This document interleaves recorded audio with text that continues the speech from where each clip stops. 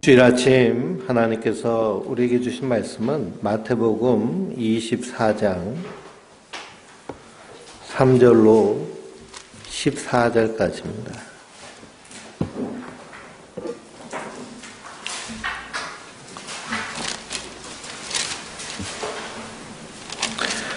신약성경 41페이지에 있는 말씀을 우리 한 목소리로 같이 읽겠습니다.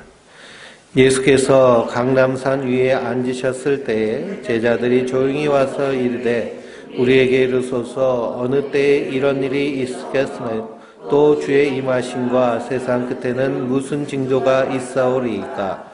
예수께서 대답하여 이르시되 너희가 사람의 미혹을 받지 않도록 주의하라.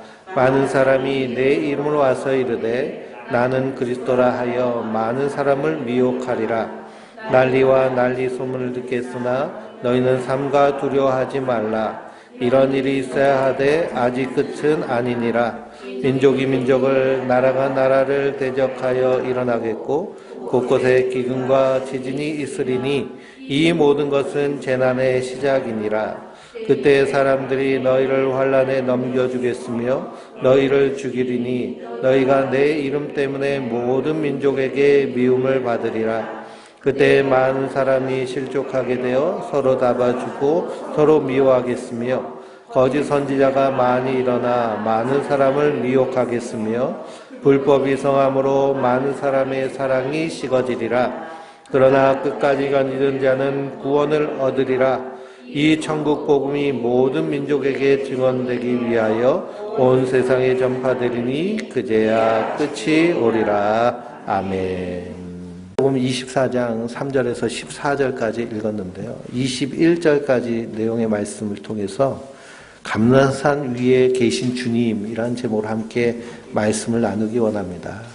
지난주에 예수님께서 성전을 보며 감탄하는 제자들에게 뭐라고 하셨느냐? 너희가 이 모든 것을 보지 못하느냐 하십니다. 이 모든 것을 보지 못하느냐? 내가 진실로 진실로 너희에게 이르노니 돌 하나도 돌 위에 남지 아니하리라 하십니다. 예루살렘의 멸망을 예수님께서 미리 보시고 말씀하고 계신 거예요. 예수님은 창조주 하나님이십니다. 알파와 오메가 되신 분이세요.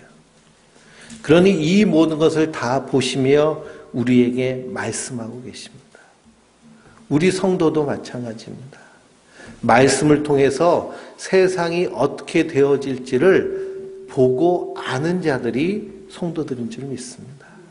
그래서 우리 성도는요, 눈이 활짝 뜨여져야 됩니다. 방금 부른 찬송에도 내 눈을 열어주소서, 성령이여 내 눈을 열어주소서. 그래서 성도는 영안이 활짝 열려있는 자들이에요. 우리의 육체의 시력이 약해질지라도 우리의 영안은 점점 열려져서 하나님의 일을 보는 자들인 줄 믿습니다. 그래서 눈 뜨고 살아야 돼요. 눈 감고 살면 속습니다. 진리를 추구하며 탐구하며 사는 것이요, 우리 인간에게 주어주신 하나님의 숙제이고 사명인 줄 믿습니다. 성도는 믿음의 눈으로 세상을 보는 자들이에요. 성경을 보면 계시록이 있고요, 묵시록이 있는데요. 성경 자체가 하나님의 묵시입니다. 묵시라는 것은 역사 뒤에서 일하시는 하나님의 스토리를 묵시라고 얘기해요. 우리는 역사를 통해서 세상이 어떻게 되어지는지를 공부합니다. 2차 대전이 일어나기 전에요, 스페인에서 독감이 유행했는데 이것으로 1억 명 이상 죽었습니다. 그리고서 대공황이 일어났는데요. 그 후에 2차 대전이 터졌어요. 1차 대전, 2차 대전, 세계대전이 이렇게 터진 것 사이에는 이 팬데믹과 그리고 경제 공황이 얽혀져 있습니다. 그런데 역사학자들이 지금 우크라이나와 러시아가 전쟁을 하면서 또 중국은 대만을 먹으려고 하고요, 이스라엘과 중동에서 전쟁이 일어나는 그런 상황들이 그때와 비슷하게 돌아간다고 그래요. 역사는 반복된다고 그러죠. 그래서 우리 성도들은 깨어서 기도해야 됩니다. 이 지구상에서의 가장 전쟁의 위협이 큰 곳이 어디냐? 바로 이 한반도이기 때문입니다. 그러므로 우리는 지혜를 가지고 살아야 돼요. 근데 그 지혜는 하나님이 주셔야 될 줄 믿습니다. 그래서 사도 바울이 성도들 향해서 뭐라 기도하느냐? 지혜와 계시의 영을 너희에게 주사 그러십니다.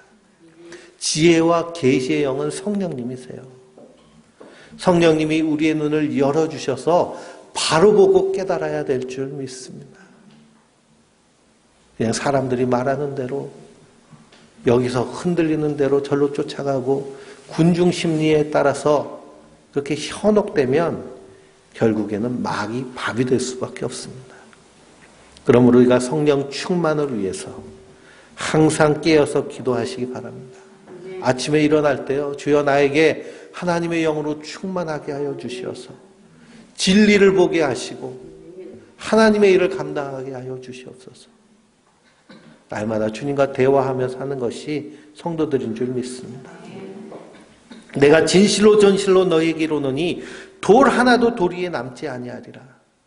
그 말씀대로 AD 70년에 로마의 티투스 장군에 의해서 돌 위에 돌 하나도 남지 않았어요. 예루살렘이 그렇게 철저하게 파괴되고 거기 살고 있던 사람들뿐만 아니라 유월절을 지키기 위해서 모인 유대인들이요 100만 명 넘게 희생돼서 요세푸스에 의하면 피가 강물처럼 흘렀다라고 전해지는 그 역사의 이야기를 우리가 생생히 봅니다.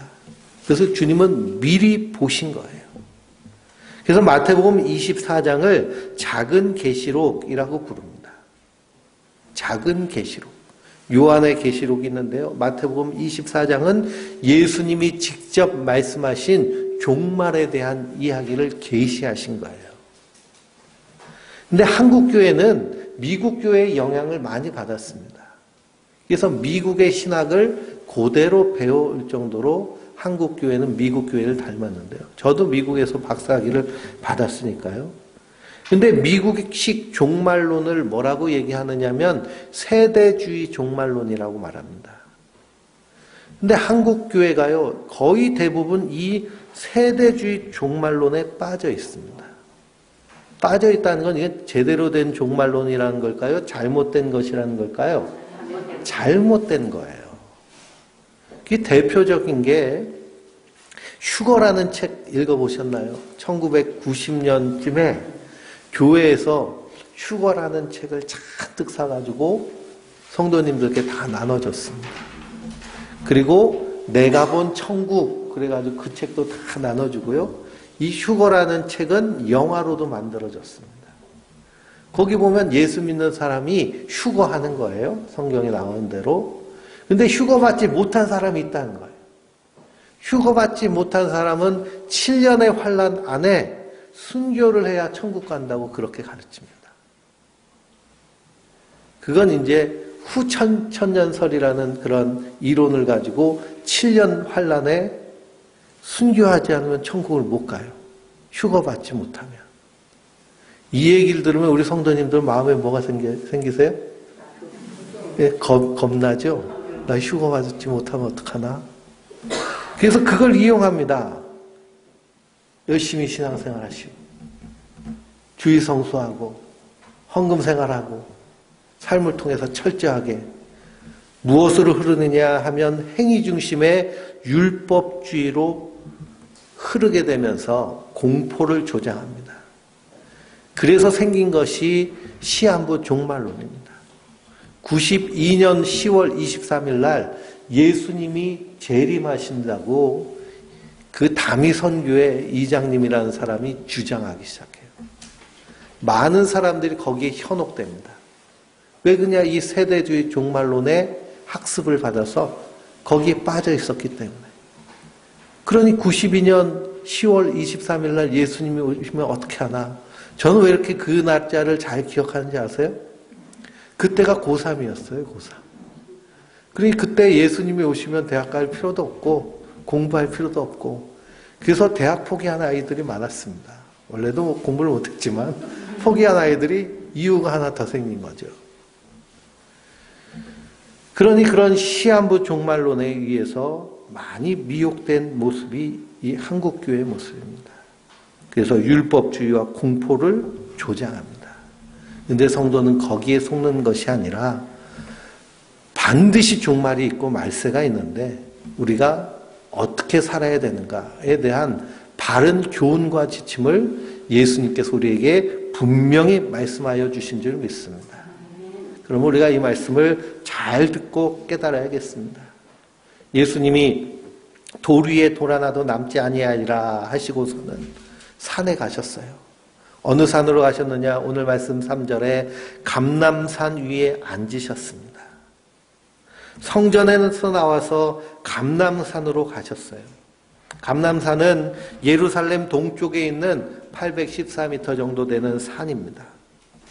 이 감람산에서 예수님이 부활하신, 승천하신 곳이 바로 감람산이고요. 내가 올라간 대로 이대로 내려오리라 라고 약속하신 산이 감람산입니다. 구약 성경을 보면 에스겔 선지자가 바벨론 포로로 잡혀갑니다. 포로로 잡혀가는데요. 예루살렘에서 이제 끌려가고 있는데 환상을 봐요. 성전의 환상을 보는데 성전 동쪽 문으로 하나님의 영광이 빠져나와서 하나님의 영광이 동쪽 산 위에 앉아있는 환상을 봅니다. 그러니 이스라엘 사람들은요, 감람산에 앉으셨다라고 말씀하시면 무슨 말씀이 착 떠오를까요? 바로 하나님의 영광이 동쪽 산 위에 앉으신 그것을 떠오르게 됩니다. 스가랴 선지자는 스가랴서 14장 4절에서 5절에 뭐라고 말하느냐? 그날에 그의 발이 예루살렘 앞 동쪽 감람산에 서실 것이요 그랬습니다. 그날이란 하나님의 심판과 구원의 날이에요. 그의 발은 하나님의 발이죠. 어디에 서세요? 감람산 위에 서시는 겁니다. 그때 지진이 나가지고 동쪽과 서쪽으로 산이 갈라지는데 수많은 사람들이 도망하여 피합니다. 그런데 나의 하나님 여호와께서 임하실 것이요 모든 거룩한 자들이 주와 함께 하리라 라고 스가랴 선지자는 말씀하고 있습니다. 그러니 감람산 위에 서신 예수님, 그분이 심판하실 심판주이며 구원하실 구원의 구세주 되시는 줄 믿습니다. 구약의 선지자들은 이미 그 예수님을 그리스도로 나의 구원자로 증거하고 있습니다. 이 마태복음은 유대인들 공동체가 핵심 공동체였어요. 그러니 대한민국 사람한테 독도하면 뭐라 그래요? 우리 땅 그러잖아요. 독도 우리 땅. 감람산 그러면 네? 하나님이 이 땅을 심판할 때 임하실 곳 유대인들은 착 나오는 겁니다. 그 감람산에 앉으셨을 때 예수님의 제자들이 조용히 와서 묻습니다. 뭐라고 묻나요? 어느 때에 이런 일이 있겠사오며 주의 임하심과 세상 끝에는 무슨 징조가 있겠습니까? 라고 묻습니다. 돌 하나도 돌 위에 남지 아니하라고 말씀하시니까 겁나잖아요. 그래서 어느 때 이런 일이 일어나고 무슨 징조가 있겠습니까? 라고 묻습니다. 그때 4절에서 5절 말씀을 읽어보니 예수님이 때에 대해서 말씀하셨을까요? 때에 대해서 말씀하지 않으셨습니다. 사도행전 1장 7절 8절을 보면 이르시되 때와 시기는 아버지께서 자기 권한에 두셨으니 너희가 알 바 아니요 그러셨습니다. 때와 시기는 아버지가 자기의 권한에 두셨어요. 아들도 모르신다고 하셨어요. 너희는 알 바 아니라는 거예요. 왜 때와 시기에 대해서 분명히 말씀하지 않으셨을까요? 그건 하나님의 권한일 뿐만 아니라 인간이 얼마나 얍삽한지를 하나님 알고 계시기 때문에 그래요. 예? 92년 10월 27일 날 오신다 그러면 우리는 뭐 할 계획을 세워요? 예? 전날 회개하고 예? 예수님 믿기로 작정할 계획을 세우잖아요. 하나님은 만홀히 여김을 받는 속지 않으시는 분이세요. 하나님 그렇게 업신여김을 받으실 분이 아니십니다. 우리보다 인간을 더 잘 아시는 분이 하나님이시기 때문입니다. 근데 인간은 계속해서 뭘 탐구해요? 때와 시기에 대해서 연구하고 탐구합니다. 이게 세대주의 종말론이에요. 왜 때와 시기에 대해서 탐구하며 이때다 이때다 이렇게 자꾸 얘기할까요? 사람들을 미혹해서 자기가 그 사람들 위에 서려고 하는 욕심 때문에 그렇습니다. 사람 몰이하려고 이때니까 나에게 오시오. 내가 방법과 비법을 알려줄 테니까 일로 오라고. 그래서 이 세대주의 종말론자들이 요한계시록을 해석하면서 666 짐승의 표 그럴 때 컴퓨터라고 말하는 사람들이 그렇게 많았어요.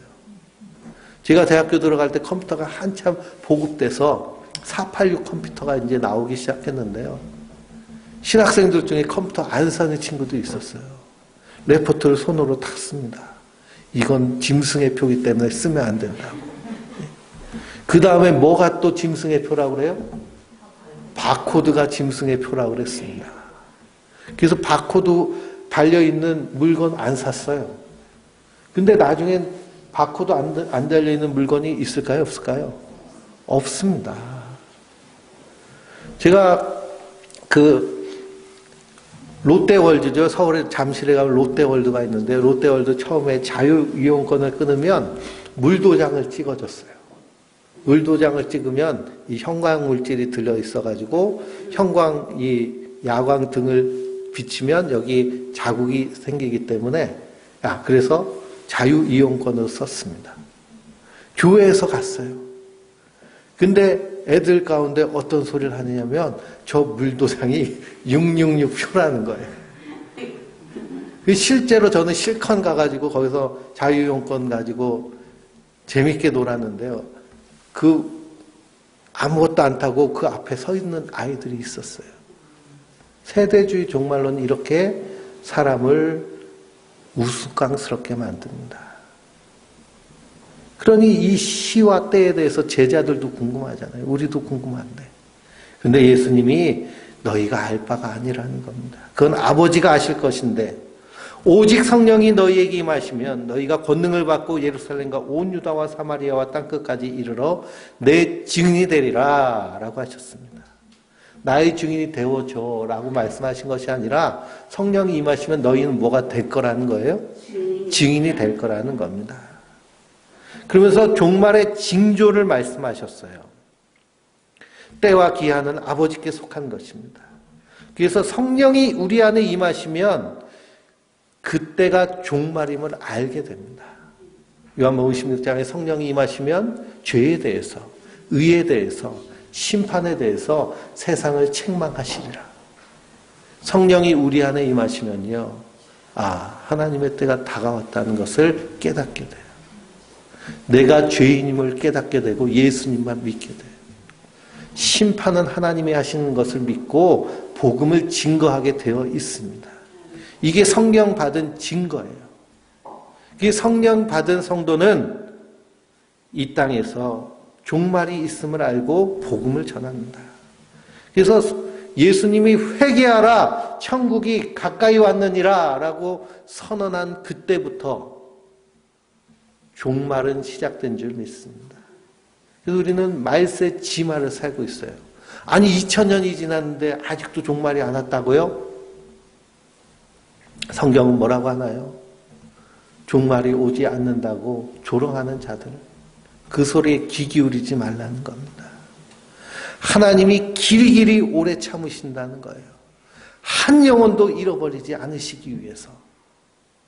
하나님이 찾으신 영혼들, 그 영혼이 다 구원받을 때까지 하나님은 길이길이 참으시는 줄 믿습니다. 그러므로 성령이 임한 제자들은 회개하며 예수 믿을 것을 강권합니다. 예수님은 오늘 말씀에 종말의 징조에 대해서 말씀하시는데요. 첫 번째 징조가 있습니다. 그것은 뭐냐? 거짓 그리스도들이 등장한다는 말씀입니다. 거짓 그리스도가 등장한다. 그 사람들이 성도들을, 사람들을 미혹합니다. 다른 성경에서는 적 그리스도라고 말하고 있는데요. 사람의 미혹을 받지 말라라고 하십니다. 무엇이라고 미혹할까요? 예수님이 십자가에서 다 이루셨는데 다른 무언가를 계속해야 된다고 말하면 그건 거짓 그리스도, 거짓 교사, 거짓 선지자들입니다. 예수님이 다 이루셨어요. 십자가에서 다 이루셨는데 또한 세상의 성공, 번영, 거기다 구원까지 패키지를 묶어가지고 여기 다니면 성공하고 번영하고 구원까지 받는다 가르친다면 이런 번영신학을 가르치는 것 역시도 거짓 선지자입니다. 종말론을 가지고 공포를 조장하는 것도 두려움에 빠지게 하는 것도 거짓 교사들, 선지자들, 거짓 그리스도들입니다. 그런데 이 거짓 적그리스도는 어떻게 우리 눈앞에 나타나느냐 하면 광명한 천사와 같이 나타난다고 분명히 말씀하십니다. 능력과 표적을 행한다고 말씀하십니다. 그러므로 미혹받지 않도록 주의하라 라고 예수님 말씀하세요. 사도 요한은 요한 1서 4장에 사랑하는 자들아 영들을 다 믿지 말고 오직 영들이 하나님께 속하였나 분별하라. 많은 거짓 선지자가 세상에 나왔음이라. 이로써 너희가 하나님의 영을 알지니 곧 그리스도 예수께서 육체로 오신 것을 시인하는 영마다 하나님께 속한 것이요 예수를 시인하지 아니하는 영마다 하나님께 속한 것이 아니니 이것이 곧 적그리스도의 영이라 오리라 한 말을 너희가 들었거니와 지금 벌써 세상에 있느니라 라고 하십니다. 그러니 예수님께서 십자가에서 우리의 구원을 다 이루셨어요. 우리의 죄와 허물을 대신 지시고 십자가에 달려 죽으셨습니다. 사도 바울은 그리스도 예수 안에 있는 자들은 결코 정죄함이 없느니라. 우리의 이름은 이미 어디에 써 있어요? 생명책에 써 있어요. 그러니 성도는 그것을 믿는 믿음으로 이 땅을 살아가면서 어느 나라 시민으로 살아갈까요? 하나님 나라 시민으로 살아가는 거예요. 서로 사랑하면서 서로 섬기면서 서로가 한 몸, 한 형제, 한 지체가 되어서 예수님의 뜻을 이 땅에서 이루며 복음을 전하며 사는 자들이 성도들인 줄 믿습니다. 이미 하나님 나라 백성으로 사는 것이 성도들인데 적그리스도들은 와가지고 자꾸 이것 해야 구원받는다. 저것 해야 구원받는다. 율법주의자들, 신천지들 와가지고 여기서 성경 공부하고 14만 4천 안에 들어와야 된다. 이런 말도 안 되는 소리를 해대며 우리를 미혹하고 있습니다. 뿐만 아니라 난리의 소문을 듣겠지만 예수님 두려워하지 말라는 거예요. 끝이 아니라는 겁니다. 재난과 재난이 더하여지지만 이때부터 뭐가 시작된다는 거예요? 마지막이 시작된다는 겁니다. 그러니 요즘 우리가 살고 있는 이 지구에서 벌어지는 일들, 난리와 난리의 소문이 끝이 없죠. 끝이 없습니다. 아, 세상이 왜 이래? 세상이 왜 이래? 이렇게 탄식할 이유가 우리에게 있을까요? 없을까요? 없어요. 예수님이 이미 말씀하셨기 때문입니다. 그래서 난리의 소문을 듣겠지만 두려워하지 마라. 아직 끝이 아니니라. 두 번째 징조를 말씀하시는데 그건 뭐냐면 예수를 믿는 자들을 세상이 미워한다고 하십니다. 예수를 믿는 자들 세상이 미워해요. 왜 예수 믿는 사람을 세상이 미워할까요? 예수님을 미워한 이유를 보면 압니다. 유대인들은요, 그리스도가 오면 자기가 세상의 왕이 되는 줄 알았어요. 세상을 다 지배하고 로마 군대처럼 세상 가운데 군림하는 줄 알았어요. 근데 예수님 오셔서 뭐라고 하세요? 나는 섬기러 왔다고 하시잖아요. 섬기러 왔다. 지극히 작은 자를 사랑해요. 그러니 자기들의 왕이 되고 싶은 그 마음과는 전혀 반대입니다. 그래서 예수님 뭐라고 하세요? 너희가 왕이 아니야. 너희는 심판받을 그런 죄인이야. 라고 죄를 지적하십니다. 그러니 유대인들이 예수님 십자가에 못 박아 죽이는 거죠. 성도가 이 땅에서 예수를 믿는 믿음으로 살 때 세상에서 미움받을 수밖에 없습니다. 그러니 예수를 잘 믿으면 잘 믿을수록 사람들이 좋아하고 칭찬하고 격려하고 막 따르고 막 존경하고 그런다면 그건 예수님 말씀과 전혀 반대죠. 그렇죠? 예수 잘 믿으면요 세상이 미워해요. 그러니 저 사람이 왜 자꾸 날 미워하지? 왜 이렇게 날 싫어하지? 내가 아무런 죄도 짓지 않고 정말 친절하게 잘 대해주고 잘해주는데도 날 미워하고 싫어한다면 누구 때문이에요? 예? 예수님 때문이에요. 예수님 때문에. 예수님 때문에 내가 미움받고 사람들에게 박해받고 그리고 이렇게 사람들로부터 싫어함을 받으면 예수님 뭐라고 하세요? 기뻐하고 즐거워하라. 예? 천국이 가까이 왔다. 그래. 기뻐하고 즐거워하라. 그래서 예수님의 제자들도요, 복음을 전하다가 제사장들에게 붙잡혔습니다. 금과 은은 없거니와 내게 있는 것으로 내게 주노니 곧 나사렛 예수 이름으로 일어나 걸어라 라고 했더니 그 장애인이 일어나 걸었잖아요. 성전에서 하나님 예배하고 찬미하니까 예? 제사장들이 화가 났어요. 예수의 이름이 증거되니까요. 그래서 예수의 이름으로 전하지 말아라 그랬더니 제자들이 내가 너희들 말 듣는 것이 옳으냐 하나님 말씀 듣는 것이 옳으냐 너희도 생각해봐라. 예수의 이름만 우리는 증거하지 않고는 참을 수 없다. 그랬더니 막 매로 때리고 위협하고 백성들 무서워서 돌려보냈습니다. 그때 제자들이 다 모여가지고요 하나님을 찬양하고 기뻐했어요. 아, 내가 천국에 합당한 사람이구나. 그러니 세상에서 미움받으면 예수 믿는 것 때문에 미움받으면 그것이 하나님 나라에서 합당한 줄 믿습니다. 예수님을 정말 잘 믿어보세요. 사람들이 미워하죠. 제가 부목사 때 그 초상집 많이 갔습니다. 초상집을 진짜 많이 다녔는데요. 저기 전라도에서 오신 성도님들이 많아서 그 부모님도 돌아가시면 저 땅끝 해남까지 그냥 밤새 가서 예배 드리고 오고 그랬는데 안 믿는 가정들이 있어요. 안 믿는 가정.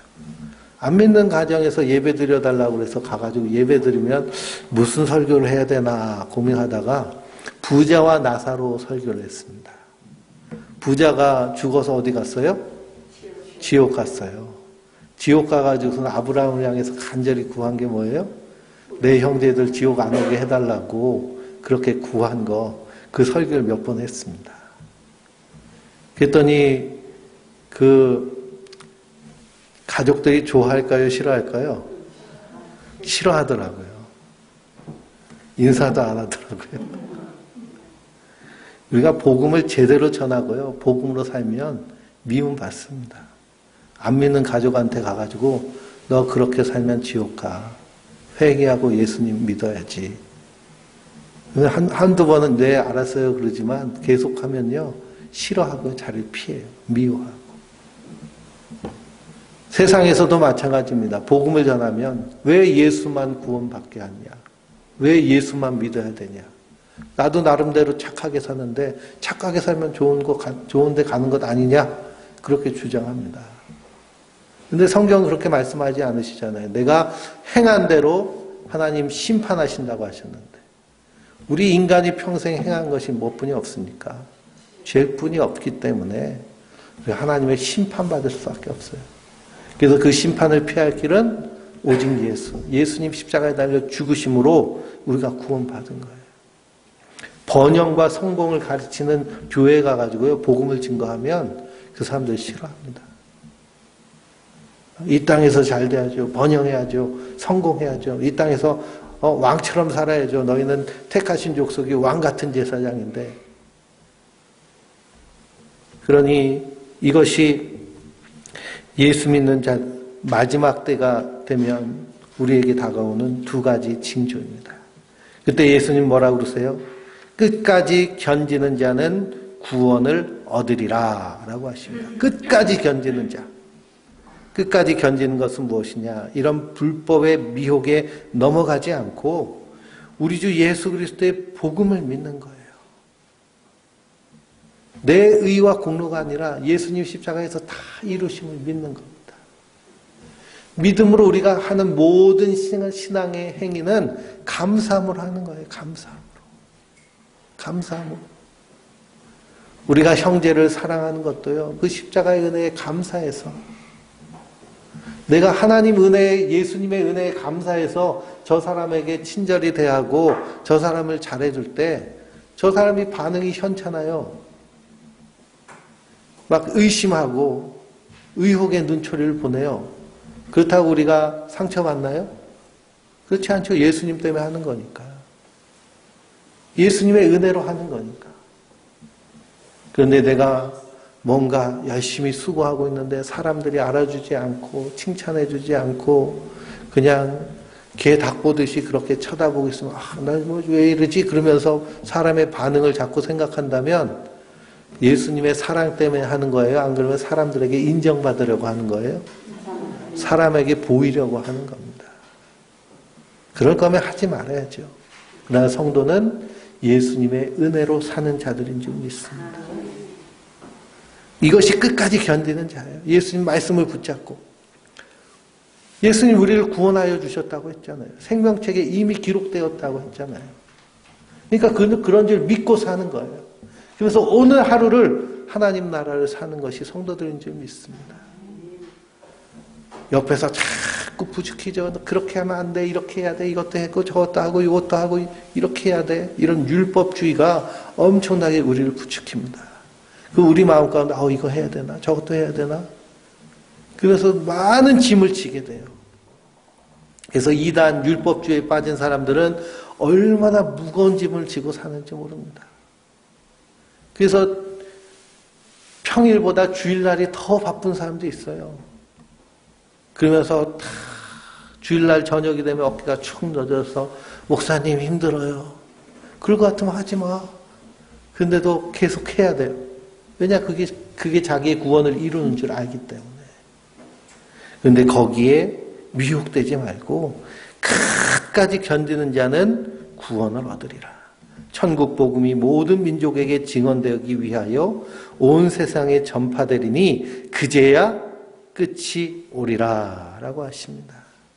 그럼 복음이 온 세상 만민에게 다 전파된 그때 이제 예수님께서 다시 오실 줄 믿습니다. 그러면서 15절 말씀 같이 읽어볼까요? 그러므로 너희가 선지자 다니엘이 말한 바 멸망에 가증한 것이 거룩한 곳에 선 것을 보거든 있는 자는 깨달을진저 그랬습니다. 가로친 것은요, 어떤 사본에는 있고 어떤 사본에는 없다라고 해서 가로친 것입니다. 선지자 다니엘이 뭐라고 얘기했느냐? 멸망에 포악하고 가증한 것이 날개를 의지하여 설 것이며 그랬습니다. 하나님의 성전에. 이게 1차적으로는요. 로마 군대의 상징이 있는데요. 로마 군대의 상징은 독수리상입니다. 로마 군대가 행진할 때요. 군대가 행진할 때 깃발을 우리는 앞에 두는데 로마 군대는 이 독수리상을 맨 앞에 금으로 만든 독수리상을 가지고 군단들이 행진해요. 그래서 이 독수리상은 그 군단의 상징이기 때문에요. 그걸 지키기 위해서 목숨처럼 이렇게 여깁니다. 그게 하나님의 성전에 딱 서는 거예요. 다니엘은 그것을 봤어요. 멸망에 가증한 것이 거룩한 것에 섰을 때.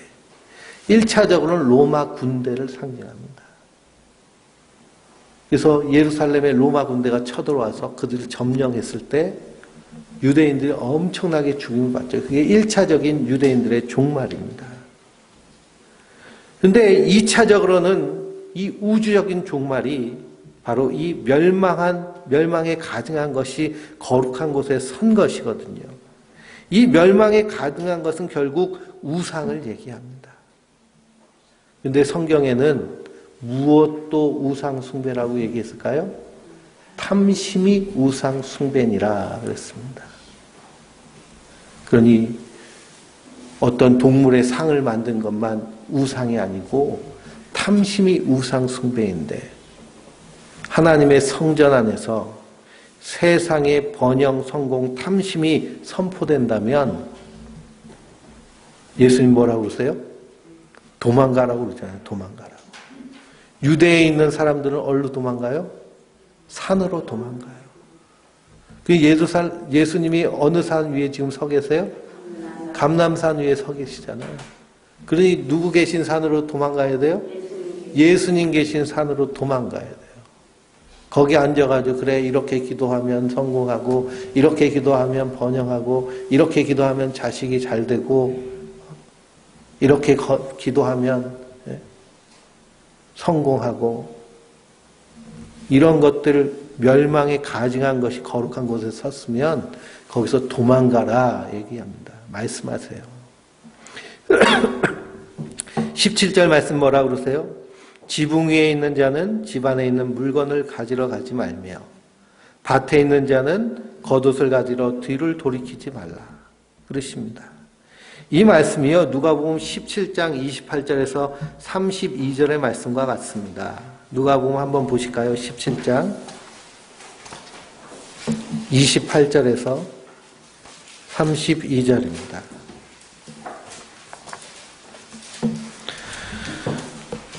같이 읽어보겠습니다. 또 롯의 때와 같으리니 사람들이 먹고 마시고 사고 팔고 심고 집을 짓더니 롯이 소돔으로 나가던 날에 하늘로부터 불과 유황이 비오듯 하여 그들을 멸망시켰느니라. 인자가 나타날 때에도 이러하니라. 그날에 만일 사람이 지붕에 있고 그의 세간이 집 안에 있으면 그것을 가지러 내려가지 말 것이요 밭에 있는 자도 그와 같이 뒤로 돌이키지 말 것이니라. 롯의 철을 기억하라. 예수님이요 롯의 철을 기억하라 라고 말씀하세요. 소돔성이 불과 유황으로 심판받을 때 거기에 아브라함의 조카 롯과 그 가족들이 있습니다. 천사들이 와가지고 심판에 대해서 얘기할 때요 롯의 사이들은 그것을 농담처럼 여겼습니다. 얼마나 죄악이 심하였는지 그 소돔 사람들이 와가지고 천사 내놓으라고 그러잖아요. 천사 내놔라.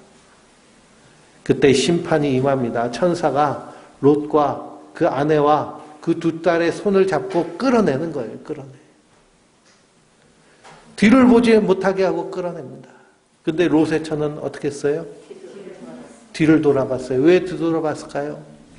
아유, 거기 내 집이 있는데, 거기 내 옷이 있는데, 내 가방도 있고, 내 차도 있고, 내 살림살이도 있는데, 세상의 마음을 다 쏟은 겁니다. 성도는 이 땅에 살면서 세상의 마음 쏟는 자들이 아닙니다. 그날이 겨울이 되지 않도록 기도하라고 그러세요. 왜 겨울이 되지 않도록 기도하라고 하시느냐. 우크라이나에 러시아 탱크가 들어갔는데요. 도로로 가면은 다 보이잖아요. 그렇죠? 원래 탱크는 도로로 다니면 안 됩니다. 그럼 폭격받을 수 있으니까. 숲길이나 안 그러면은 진창길을 파헤치고 가야 되는데요. 우크라이나의 그 곡창지대는 다 진흙밭이에요. 거기 푹푹 빠져가지고요. 꼼짝 못합니다. 그 러시아 군인들이 그 몇십억 되는 탱크, 몇백억 되는 그 레이더 다 버려두고 도망가요. 그러면 우크라이나 농부들이 트랙터 끌고 와가지고 끌고 갑니다. 그걸. 그래서 우크라이나에다 갖다 줘요. 군대에다가. 그 겨울이 되면 이스라엘은 늦은 비가 와가지고 땅이 질척질척합니다. 그러니 겨울에 도망가기가 쉽지가 않죠. 젖먹이와 아이벤자들은 딸린 자녀가 있으니까요. 몸을 움직이기 쉽지가 않습니다. 그래서 우리가 마지막 때를 살아갈 때 우리의 몸이 어떻게 해야 될까요? 가벼워야 돼요. 가벼워야 돼요. 근데 우리가 세상을 살면서요. 세상은 우리를 가볍게 만드나요? 무겁게 만드나요? 무겁게 만듭니다. 집도 필요해. 그래서 집 하나 사면 수십 년 은행에다가 이자 갚으면서 거기에 노예가 되고 핸드폰 하나를 사도 뭐 하라고 그래요? 약정하라고 그러잖아요. 약정. 그래서 2년 동안 거기 콱 묶여가지고 옴싹달싹 못하게. 이게 세상이 취하는 방식입니다. 그러나 성도는 그곳에서 도망하는 자들. 몸을 가볍게 하고 세상을 향해서는 몸을 가볍게 하고 하나님을 바라보며 그리스도를 바라보며 한 걸음 한 걸음 걸어가는 자들인 줄 믿습니다. 그러므로 이 재난으로 인하여서 세상은 심판받습니다. 세상에서 우리가 천년 만년 살 것처럼 그렇게 착각해서는 안 돼요. 이 땅은 하나님의 심판이 임하는 곳이다. 그러니 난리와 난리의 소문이 일어나는 것은 당연한 겁니다. 요한계시록은 세상을 바벨론으로 표현하고 있습니다.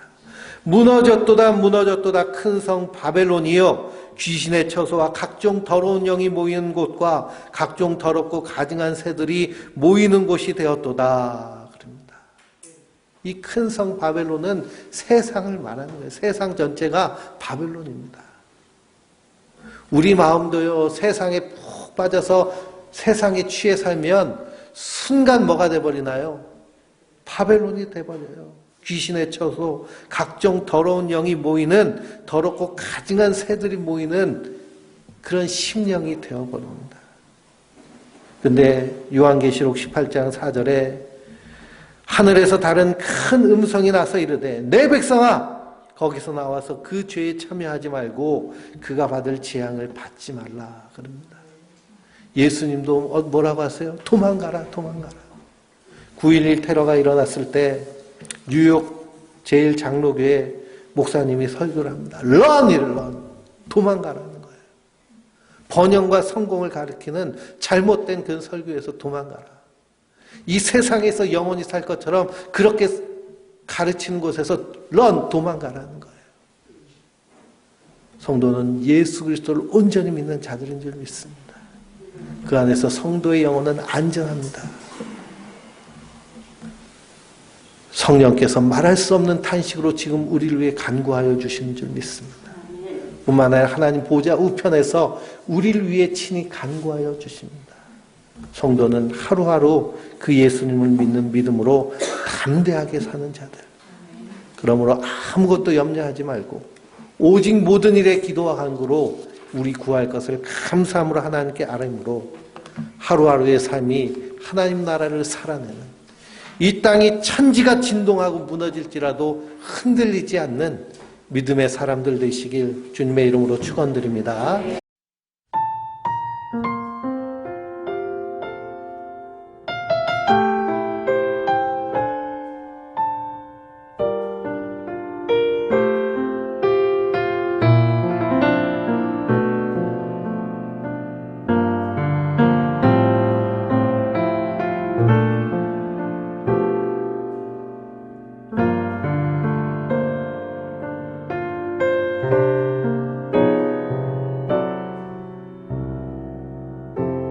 삶의 작은 일에도 그 마음을 알기 원하는 그 길, 그 좁은 길로 가기 원해.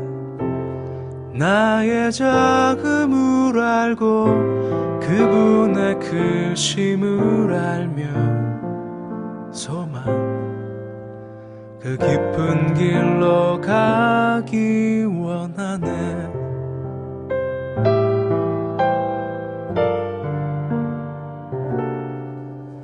저 높이 솟은 산이 되기보다 여기 오름직한 동산이 되길, 내가 아는 길만 비추기보다는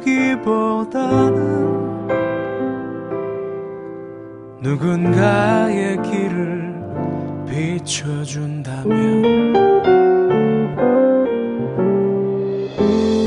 내가 노래하듯이 또 내가 얘기하듯이 살길, 난 그렇게 죽기 원하네. 삶의 한 절이라도 그분을 닮기 원하네. 사랑 깊은 길로 가기 원하네.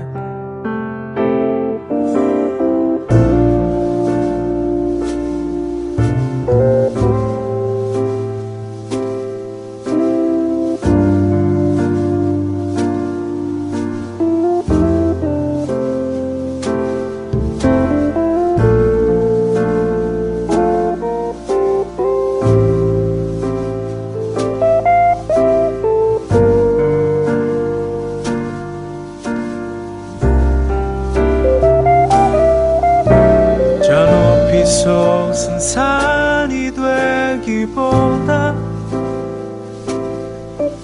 여기 오름직한 동산이 되길, 내가 아는 길만 비추기보다는 누군가의 길을 비춰준다면 내가 노래하듯이 또 내가 얘기하듯이 살길, 난 그렇게 죽기 원하네. 삶의 한 절이라도 그분을 닮기 원하네. 사랑, 그 좁은 길로 가기 원하네. 그 깊은 길로 가기 원하네.